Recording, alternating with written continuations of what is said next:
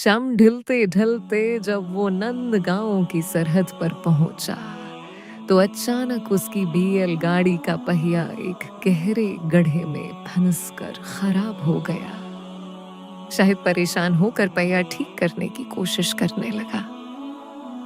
तभी वहां से एक शख्स गुजरा जिसके महंगे लिबास से जाहिर था कि वो कोई बड़ा अमीर है। वो शख्स कोई और नहीं बल्कि खुद सेठ उस्मान था, लेकिन शाहिद उसे शक्ल से नहीं जानता था। सेठ उस्मान रोका और उसने शाहिद से पूछा, क्या बात है भाई, कोई परेशानी है क्या? जी, मेरी बैलगाड़ी का पहिया खराब हो गया है और आपको पता है कि शाम भी होने वाली है और साथ में इस गांव का भी नहीं हूँ।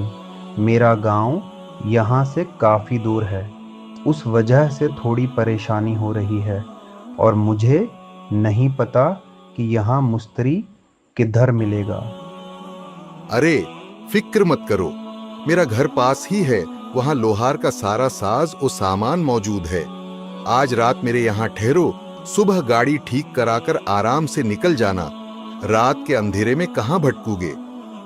शाहिद थोड़ा हचकचाया, लेकिन उसके असरार पर वो अपनी बैलगाड़ी लेकर उसकी हवेली चला गया। रात को खाना खाने के बाद दोनों हवेली के दालान में बैठे बातें कर रहे थे। सेठ जी, आपका ये एहसान मैं कभी नहीं भूलूंगा। आप जैसे नेक लोग आज भी दुनिया में हैं, तभी हम जैसों का गुजारा हो रहा है। अरे भाई, इंसान ही इंसान के काम आता है। वैसे क्या ये सारा घी तुम्हारा अपना है या कहीं से खरीद कर बेचते हो?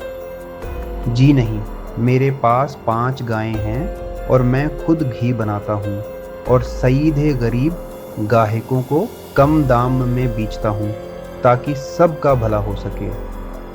ये सुनकर सेठ उस्मान खामोश हो गया। रात को जब शाहिद सोने गया तो वो दिल ही दिल में उस सेठ को दुआएं दे रहा था, मगर वो इस बात से बेखबर था कि जिसे वो फरिश्ता समझ रहा है वो बाहर आंगन में उसकी घी की मुटकियां गुन रहा था। सुबह सूरज निकलने से पहले जब शाहिद की आंख खुली तो उसने सोचा कि चलते चलते सेठ जी को तोहफे में घी की एक मटकी दे दे। लेकिन जब वो अपनी बैलगाड़ी के पास पहुंचा तो उसके होश उड़ गए। गाड़ी में 50 में से सिर्फ 8 मटकियां बची थी, बाकी 42 मटकियां गायब थी। वो बदहवास होकर सेठ उस्मान के पास गया।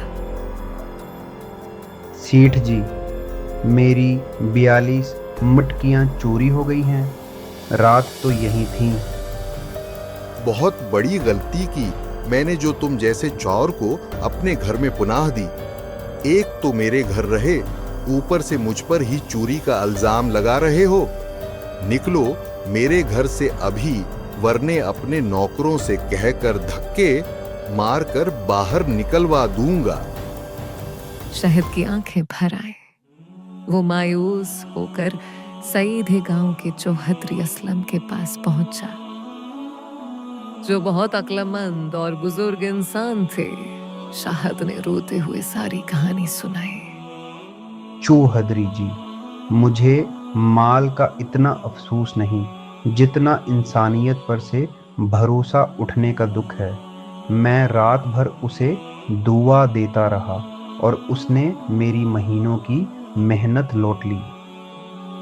शायद तुम्हारी बात पर मुझे यकीन है, लेकिन पंचायत सबूत मांगती है।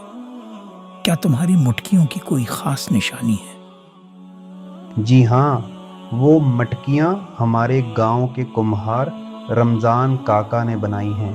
वो हर मटकी के पेंदे नीचे पर अपने अंगूठे से एक छोटा सा चांद जैसा निशान बनाते हैं। वो रमजान काका की खास निशानी है। बस, काम हो गया। तुम फिक्र मत करो, मैं कुछ करता हूँ। चौधरी असलम ने अपने एक वफादार दोस्त तारिक को बुलाया और उसे एक खास तरकीब समझाई।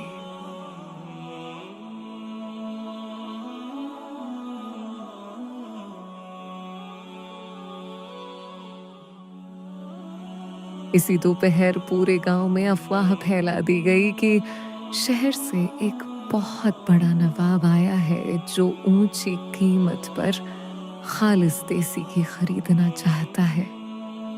जो घी सबसे बेहतरीन होगा वो उसके 3 गुना दाम देगा।